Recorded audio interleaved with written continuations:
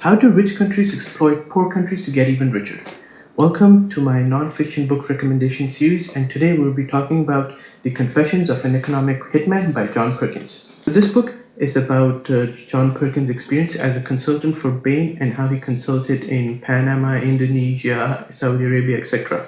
John Perkins used to fudge numbers to oversell the importance of infrastructure projects that a lot of countries didn't need. And once those countries were convinced that they needed those infrastructure projects, then they would go out to these loaning agencies like the IMF, Asian Development Bank, and whatever. And then they would take loans to build those infrastructure projects like dams, roads, whatever. And now those countries are trapped in a cycle of debt because those projects did not generate the revenue that they were expecting. And then those countries are trapped in debt, which they cannot pay off, and that infrastructure project also didn't generate the economic output that they expected that would have made it worth it. And another problem with this system was that IMF, World Bank, and all these agencies, what they would do is that part of those loaning terms was that they could only use, for example, American companies to make those infrastructure projects. So this money goes straight from American banks to American companies, never enter those countries, and they're left holding the bag and paying off the loans that they can't pay back. Then those countries' inability to pay those debts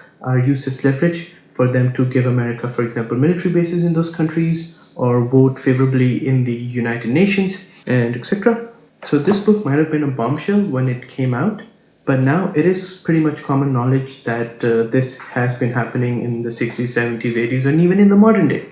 My problem with this book is that this author paints himself in a very good light, and that is understandable, but he was a willing participant in all of this, and now he suddenly has a problem with it, which is great, and he's willing to expose everything. You cannot be a willing participant of this system and make money, and now when you're out of it, write a book and say, oh, I'm such a good person, and make even more money out of it, and be expected to be treated with no scrutiny. So I do have my doubts about the intentions of the author, but other than that, it is a quite interesting and nice book, and it goes into a lot of detail on how a lot of these things were done exactly. And this book definitely opened the Pandora's box of the Global South's post-colonial exploitation. So I do recommend everybody to read this book at least once, but read it with a grain of salt.